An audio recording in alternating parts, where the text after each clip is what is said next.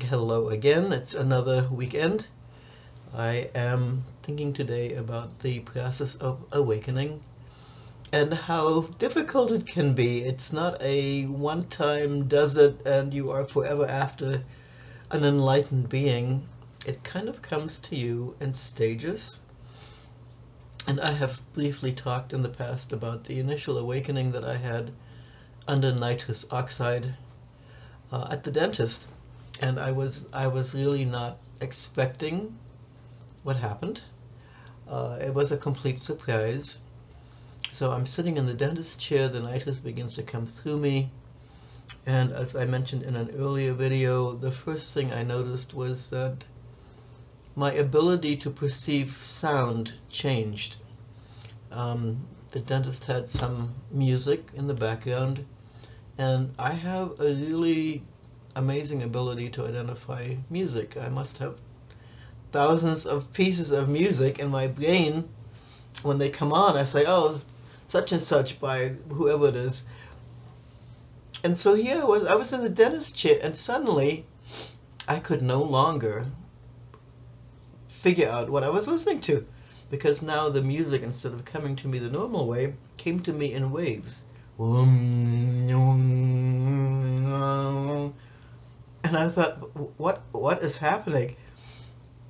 Is my brain going that much faster right now that it can break down? And probably I was moving at a different vibration under the effect of the nitrous.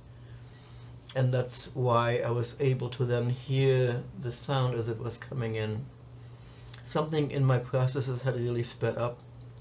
And then I saw my body as energy, living energy. There was nothing solid, there was all energy, and all of these organs and systems working together cooperatively, all of this energy moving like swarms of or groups of fishes, moving.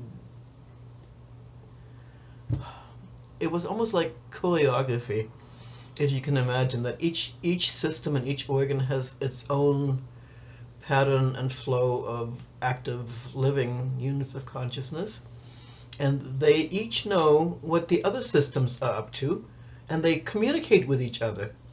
It was just so amazing to me, and when I came back out of that, I just realized I had been mistaken in my understanding of reality. And it got a lot more interesting even after that. The next time I went back, I was treated to the message, there is no death. And I can tell you I was not ready to hear that. I did not want to know about that. And I struggled up out of the nitrous oxide so I could get away from that teaching. I did not want to accept that. Then the next time I went back, immediately as soon as I was back under the nitrous, the first thing that came to me was, there is no death. And I was still vehemently going to oppose receiving that information. So I struggled back up again out of the nitrous, and the third time to the dentist, as soon as I sat down, again the message, there is no death. This happened three visits in a row, but this time I couldn't quite get myself out of the nitrous quick enough.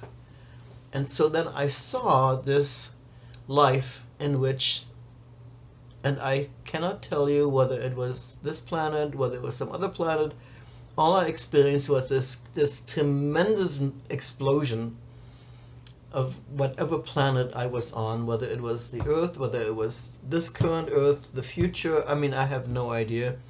But I and quite a few people died instantly. We just... And as I was leaving that body, it was like I was coming awake. It was as though the life that I was leaving had been just a dream, and I was waking up and experiencing another life in progress that was much greater and much more real. And so that particular nitrous experience informed me, and I finally accepted the message. I finally stopped fighting it, that there is no death. There is no death of the being. There is a death of the physical body. But we get lots and lots and lots and lots of physical bodies, thousands of physical bodies, in order to grow our inner beingness. And after that, I received additional messages about the formation of the planet, about black and white and opposites, and why we have to see it in terms of opposites for a while, how it's supposed to lead to our growth. I also received esoteric instructions, and then the thing that really got me was I saw a part of Hitler's life when he was a teenager and his mother dying of cancer. And he was the most devoted, loving, attentive, caring. It just shocked me to my core. First of all, to see Hitler at any time of his life, anywhere, but to be shown this kindly, beautiful aspect to him when we all know what happened. And so when I came out of that, I was very disturbed about it. I was very upset about it. I didn't know why. Why am I being shown Hitler, of all the things? After all of the beautiful things I had been seeing about how life is formed and what we're here for. So the next time after that, it got worse. And it was almost like a life review in which I experienced some of the incredible anguish experienced by victims of the Holocaust. And I was afraid I was going to die in the dentist's chair because it was so overwhelming. It was so horrific. And then I was told, in connection with that, you made a mistake. And it took me a long time because I really didn't want to look too closely at what mistake who had made. It took me a couple of decades until I really dug deeper to identify the person who had made the mistakes and what he had done. And this is Fritz, who was hung in Nuremberg for having brought over 7 million laborers into Germany between 1943 and the end of the war, because the German men were dying on the battlefield like flies, and Hitler refused to have women working in the factories, and so our factories in Germany were, not being tended. And Fritz was a dynamo in terms of his ability to corral these hapless souls from all of the conquered countries. I mean, he had his guys in there taking people off of buses, out of churches, wherever he found groups of people, they were like snagged and just hauled off, to Germany.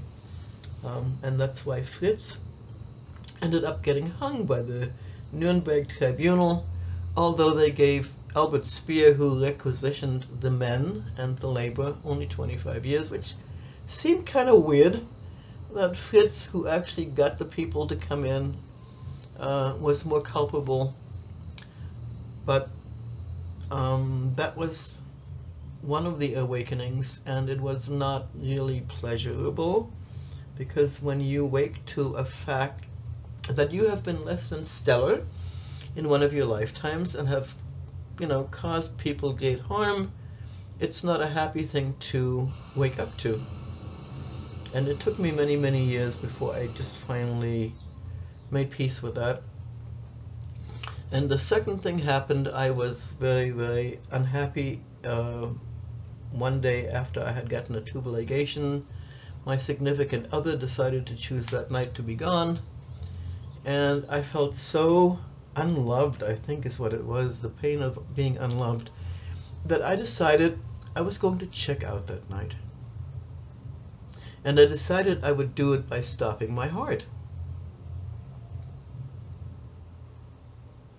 And I got really close to succeeding with that when this light surrounded me. And it was in the early evening.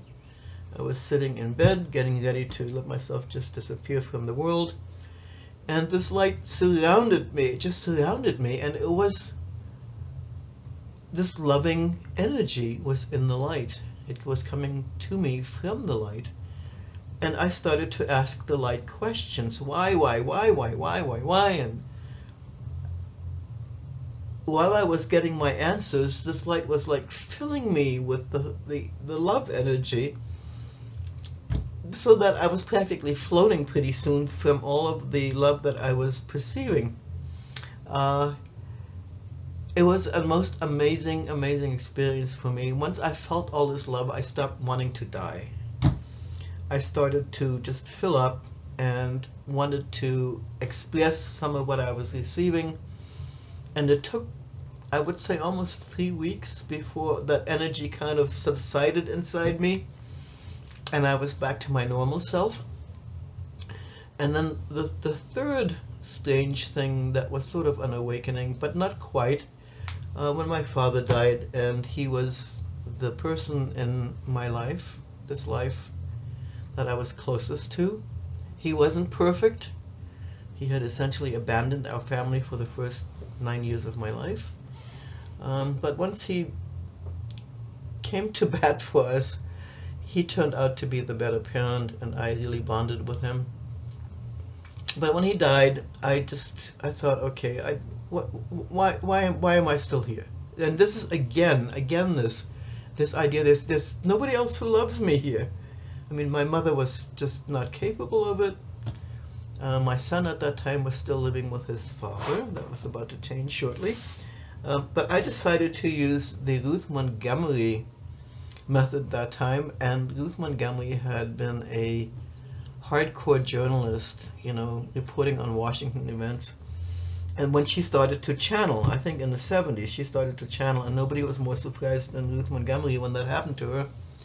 But she had written a book about walk-ins, which are other aspects, I think, of yourself, living in other times and places, and exchanging your energy with them. So I, at that point, asked the universe, is it okay for me to do this? Can I leave now and have a walk-in come take over and finish up whatever life I'm supposed to have? And I was told, no, you can't. I was told, no, your mom is going to need you. You have to bring her through to the end of life. And I was told, you have to get your son to adulthood.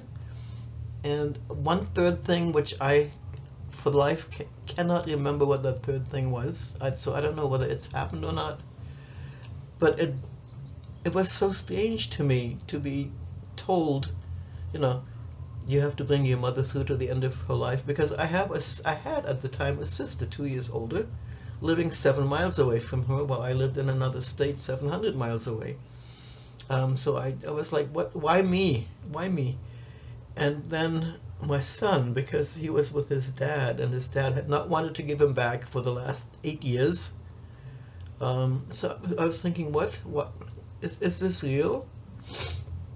But because I had asked, I accepted it. I accepted the answer, and I said, okay, so I'm supposed to stay. I'm supposed to stick around.